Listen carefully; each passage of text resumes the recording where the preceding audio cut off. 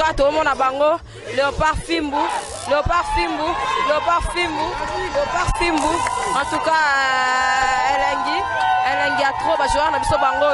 On se sent honneur. Je vais faire bango. On se sent honneur. En tout cas, 3 billes. Sentiments à ma casse, sentiments à ma casse, sentiments à ma casse. Sentiments à ma casse, sentiments à ma casse. Donc voilà, on a gagné. C'était un match difficile.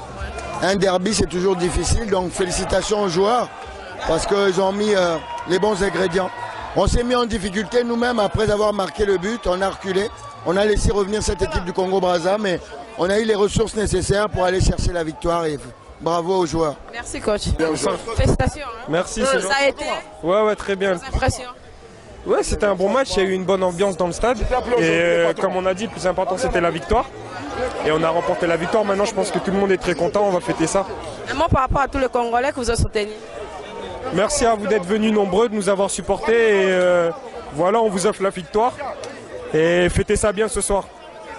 Vos impressions? Ah oui, c'est très bien. On a joué contre le Congo-Brazza, on a gagné. Je suis très content de l'équipe et très content des supporters. Merci Bakam. Par rapport à aujourd'hui, c'est victoire, c'est tout. Tout gagner, c'était important de gagner, surtout c'est un derby, donc c'est vraiment important. Nous sommes trop contents pour le peuple congolais. On était au-dessus d'eux, donc voilà, on a confirmé qu'on était la meilleure équipe du Congo. Maintenant, il faut continuer à travailler parce que tout n'a pas été parfait, donc on va continuer à travailler parce qu'il y a des prochaines échéances. Maintenant, il faut se concentrer pour le mois d'août. Merci beaucoup. Pour la biso, tu as la crampe, mais ça fait le rasuka, on a vraiment, pardon. Pour la bakino, on va soutenir yo et puis bazan et sengo. D'abord, on remercie d'abord Nzambe. Et nous sommes à tous les peuples congolais, on soutenir biso à 100%. Tout ça, c'est un plaisir pour nous bango, tout le monde pour la victoire. C'est facile, mais Nzamba Sungi. Le communisme n'est pas né, soutenir Bisoka de A à Z. Tout le monde pour tous ces plaisirs bango. Nous sommes à tous les peuples congolais, merci Belé, nous soutien à bango. Parce que sans bango, Biso va jouer l'autre. Tout le monde multiplier les efforts et le travail pour nous ça la bango à plaisir. Et nous remercions le staff, la famille. Na proche nangai merci le communisme n'est pas Nzambe. Ouais, nous avons calme le terrain. Donc tout côté pour tout gagner Congo Brazza pour bâtir les biso un message moi que ça les biso passe que bah ko chicoter biso libosa basi na biso donc les un message vraiment là tout côté na terrain tout baki na Congo Brazza jamais te pour la pas na biso. Oui, ça va qu'il va soutenir Bino Lelo, oui, ça va on y go. Pour petit moment, surtout quand on va dire ça qui oh, on a manqué, il y a des bossos, qui va dire ici Bino, et ça les biso manger. Oui, ça va on y go, mais ça va soutenir Bino et puis va continuer soutenir. Telo on enseigne, merci pour déjà ce dobe tanaki, bah message déjà qu'on soutenir biso et tant Congo Brazza ba chez biso bi, tous avez paniqué té, tous aki na calme et puis na deuxième mi-temps, tous eu maîtrise à match et Dieu merci, tu as gagné.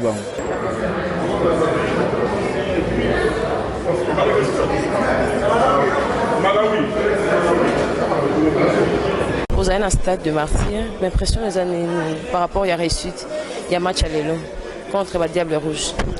En fait, moi je suis dans le stade, je suis dans l'analyse de 80 000 entraîneurs totalement dans le stade. En même temps, c'est vrai que nous avons un joueur au Nani. Si on a par exemple Gaël Kakuta, par exemple, dans Phobé, Gaël Kakuta n'a jamais encore joué avec Kabananga. Et là, on joue pour la première fois ensemble. Mais ce que les gens ne savent pas, Cédric Bakambo et Gaël Kakuta, ils ont joué ensemble, gagné même coupe. Il y a U19 avec la France. Donc, Gaël Kakuta dans le terrain, il y a une combinaison dans la première mi-temps. Moi, attente mon Zalouana. Mais attente, il ne faut pas essayer dans Cédric Bakambo, dans Ikoko, dans Gaël Kakuta. Non, il faut la cohésion, il y a Batutu. Hein? Mais, moi, tu vas comprendre, par exemple, le changement au Moni à Ibenga Salagé. Tu vas éviter pourquoi Ibenga Salagé changement. Oui. Mais voilà, il peut prendre la changement. Balobi est belé, l'entraîneur il y a un costume. Balobi est belé. Mais ce baby m'a mal été batunara. Ce que vous remarquez, dans la deuxième mi-temps, moi, on a Claude Leroy, pas autant qui m'a Claude Leroy na Togo, a signé contre Claude Leroy Yeba, à Zongi na Braza. Donc, biso, chaque fois que vous avez un Congo Braza, et un message dans le Bango. Tant que vous avez pardon, na oyo basala biso. To ko bandaka ko beta bango modèle nyoso. Wana oyo biso kangani kamona lelo. Non, kangako. Soko tali match to beta qui contre Ghana. Peut-être que la vérité. Mais nous avons un problème. Depuis que nous gagnons Madagascar, le Malgache, 6-1, comme il a eu ce problème. Nous avons un arbitre dans l'avion. Moi, je ne suis pas du genre arbitre à Sali Bobo. Non. Dans le groupe, il y a Bissot, peut-être congolais. Au moment où Magoma a fait un grand travail dans le centre, mais ce qui est des gens, il y a Bopunga, ou Joseph Pokou et tout ça. Donc on est en train de former un groupe, bah juger bah on a match à Liboso, mais d'autres le match Goya, mais dans match à poule, maman. Et ils attaquent pour gagner 10-0, attends 1-0, match à poule, oh et contre les 3 points. Match au Bolandi, attends bien tout est égal à Tibia et Côtier, il y a 3 points. Nous sommes en train de négocier 12 points pour nous tous à la qualifier, peu importe la manière. Vous comprenez? Donc Ibenge a remplacé Nani. Bateau se parle de la Kabananga. Mais Bateau a évité Moussani Kabananga dans l'attaque. Kabananga pesé dans le niveau de défense qui a Congo Brazzaville. Parce que ceux qui ont Kabananga, les défenseurs ont chancé la m'attaquer. Voilà ce que je donc, à Tiki Kabananga, comme il y a des défenseurs, il y a des défenseurs qui ont bloqué la défense. Ça m'a cassé. Non, ce n'était pas le travail. Bon, c'est la Kabananga Tchobo, ou tu as péricté. Azana consigne au entraîneur à Ibsagé, qui a battu mal à l'aise. Dans l'équipe, ça a un démon. Mogazana Moussala a provoqué ma faute. Mogazana a repris sa passe. Mogazana a retiré un coup franc. C'est ce qu'on dit une équipe. Et là, comme à boxe, c'était Guénon, au Assalaboino, il avait un rôle à jouer. Ce Bazévé Kabananga Tchababu, prochainement, mais il avait un rôle à jouer. Mais tant que je côté ici le Indama, au moment de Brazzaville, je côté ici 2 joueurs. Mogo est numéro 9, on a 9 à 10. Bango Nyon soit à 1m90. Alors, il y a tout fait Zakwani. Il bengue à côté ici le Indama. Pour la poids de défense, il y a Bisso. Il y a un moment où on a deuxième mi-temps, le Malamo va libérer Chantal Mbema. Il y a des bosseurs, on a marqué. Le football, ça se joue avec des tactiques. Des fois, l'entraîneur peut faire des choix où ils opèrent dans le public. Le public a cela, va se chobo, va se payer, va se payer. Non. Mais on a retenu, on a fait conseil, pas les Congolais. Surtout les supporters, c'est la biso. En tout cas, les lots pendant le match à l'élo, et l'eau, ça n'a pas passé. Tous les policiers Congolais à Brazza, mais pas qu'on est Yemba. Mais biso, tous les menés, tout ce qui est Yemba. Seulement s'il y a un but. On ne soutient pas une équipe seulement quand il y a un but. Il faut qu'on soutenir. Mais aux Oyoka, Moutouana Kareson et Apembe, Bande de Matiti, Nasuka. Malgré Bazo Pola, comme ça. Biso, to longo na biso chanteur, animateur, pardon. To comme na biso de entraîneur. Oh, il fallait au Tiaboye. Oh, on a Kalbananga. Oh, Tiaboye. Non. Maman, on a 3 points, c'est l'essentiel. Prochain match, tant que on a Zimbabwe, on cherche un 3 points. Peu importe la manière. Ce qui te repose là est dans 1-1. Tokabola, 1 point. Ouais, 1 point. Nous, on est en train de négocier 12 points à la limite. On négocie les 3 victoires au pays, ça fait 9 points. Donc, parmi les gens qui ont fait la faux pas d'Ibanda à Viango, Tokangi Bisakanabiso, tu continues. L'absence de Kebano. Comment? L'absence de Kebano est blessé. Tisserand est blessé, n'a pas beaucoup. Au moment où on a vers fin en saison, ce qui est bien actuellement, comme il y a des joueurs qui sont blessés, à l'objet ils sont blessés. Bon, moi, je suis en polémique belé sur Kabananga et tout ça. Oh non, il y a un état physique qui a Kabananga et a Bakamboute, Nagana, Nagabon. Mais là, il est en super forme. Parce que l'état physique, ils ont répondre. Vous avez vu qu'il a marqué 13 buts en phase retour, mais en phase aller, il y a 2 buts. Dans Moussala à Balé, il y a le haut et le bas. Il y a Azouaki, genou. Azouaki, dérangement. Il y a un moment où Isama Peko a quel numéro 3. Il y a cette complémentarité. Malheureusement, Ngonda a fait du match. Mais ce Ngonda a fait du match. Mais Isama, je dis coup de chapeau parce que à Tchagibena, tu prends mal à l'aise à Tchagibi, tu n'as point qu'à Kangi Bisarabibi Banda. Il s'en m'a péco. Petit Nanga, félicitations. Donc, rien à dire. Bokani Robé, t'as su Nabisoté? Nani? Bien, merci Bokani. Si entraîneur a décidé de bien Robé, au moment maman, objectif Nanga, il y a longtemps, je disais, sur le magazine Nanga à Congo Foot, on a toujours dans titre, on a Tchaka, je crois qu'on peut sortir dans un Nanga, na comment le potentialité ne manque pas. Mais qu'est-ce qui bloque le football congolais? Aujourd'hui, tout le monde a des résultats. Au moment où tu as combien d'années de mots, les lots, 11 joueurs vont mettre les lots. Match, tu as rôle, on a tout. Bien. À partir de la concurrence loyale, ils ont permis chaque moto à ça le rendement positif. Donc, comme si tout le monde a équipe nationale, il y a donc, ça va bien continuer. Aujourd'hui, c'est le rendement. Tu es en forme, tu joues. Tu n'es pas en forme, tu ne viens pas à la sélection. C'est simple. Un mot par rapport à notre coach Bengue. C'est l'entraîneur de l'équipe nationale. Vous savez? Non. Au moins, ça, c'est le problème des Congolais. Tant que tu as gagné un match à Dering, tant que tu as un match nul à Don Bosco Bofingi, c'est la culture congolaise. Vous voyez, en Congo, tu as battu soi-disant, tu vivras, donc, ils ont un problème avec l'éducation. Moi, c'est monsieur, je le comprends, à ma manière. Et dans l'entraîneur, au moment où Mourinho, se va mettre un match final. Il a besoin de tactique de GT, à bête à gagner. Peu importe de manière. À côté, il y a un seul attaquant, il y a 5 médiateurs. Donc, il tout fait équipe adverse. Au seul pénalité, action Moura besoin de ce match. C'est comme ça. Actuellement, chaque entraîneur a son système de jeu. Il a un système de jeu qui est incompris par des gens ici. Dans un match à poule, il faut gagner. Par manière. Dans le Congo, il faut gagner. Ah, à Tchaki Tchobo. Il y a 4 joueurs en défense, c'est pas ça. Vous comprenez? Donc, Tozo Kende, bon, voilà, on a vu en attaque, et il y a eu Kabaranga a joué à gauche, qui ça? Bakambo était en pointe. Mais dans le match, Bakambo en repli. Pour nous, un joueur, un attaquant en pivot, donc il faut comprendre qu'il y a une nouvelle génération de ce joueur. Bon, peut avoir une chance. Parce que le rendement est physique. Et c'est ce qui est bien pour le football congolais. Maman, rêve est que tu as la Coupe du Monde en 2018, tu as la Coupe d'Afrique en 2019. Alors, ceux qui sont mais surtout, les Congolais, ceux qui sont vendus, ils ont l'analyse. Et là, on a un milieu politique et un démocrate. Kolo bebele musala muke. Nebera onyata wana. Konyata wapi? Nanu te. Taona manako nyata boga nga iteta situation comment. Et là comment peut ça le plaisir. Bien dans un sentiment, toto que na ba petit na stade, on était accompagné par de wewa. Ba wewa, il ça qu'on a vu non, ba wewa ndé ba accompagné équipe à Léopard. Tito comme na stade ba baluki on na bango. Donc le football donne encore de l'espoir dans ce pays.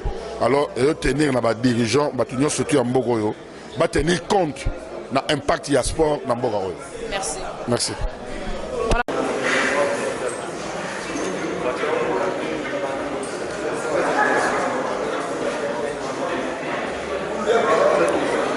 Je ne laisse pas, pardon. Il part avec ma voiture. Je ne le laissais pas. À l'aéroport, c'est là. Lundi. Mais lundi, on part ensemble. Hein. Dans la voiture, on y va.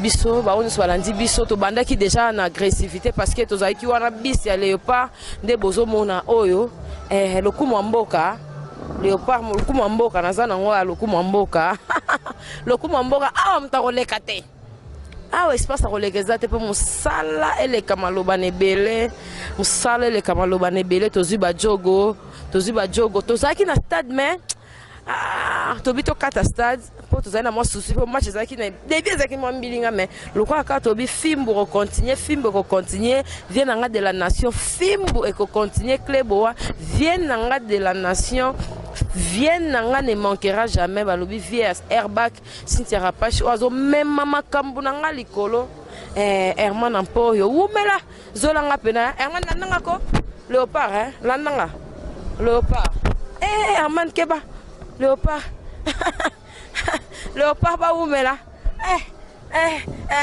bongo nanga man poyo zonga kasima tokeno yokeno ka bongo venanga de la nation abaki mtakoleka te musala biso sala musala awa ezane likambo accréditation est-ce que aux accrédité pourquoi tu as Béatrice Hôtel aux accréditation te oyebi français te faut oyeba français il faut aux en neutralité pour roleka te pour ba jogo international bazali bomoni ba chancel même ba demi dieu to luka pena to fuye pour to ça ne mission munene to luka to ça ne mission munene on a koko papa Lutumba il y a bien en tout cas équipe nationale Nabiso et salut biso plaisir aujourd'hui bakabadol on est mal bakabadol aujourd'hui kabananga bozwa sous émission monene non ça tout na yamba bango vraiment yamba bozu ba joueur Nabiso na roluka na coach benge bandel tisuka bozu ba vela biso lokola ba prince lo sala voilà ba mpaka na biso ba moni sonde to ya TV ba prince lo sala yani nganya telo mo boy wala ba be ngondika mais ngana boy na nga ba problème merci na Klebo po bozo panza pena sango na lolenge longo bani lelo ba jogo na biso lelo ba sali biso fierté contre ba diable rouge ya Brazzaville to ba to le kana biso tokolo bébé dandoule na ba chéri na mambo ebele tokolo ba rien à voir en tout cas na mona ki pe mukubwa Constant Mahe malobi ya olobate nde bomoni na ba ser wana et bana Congo partout bozali bana Congo partout bozali tozala ka soudé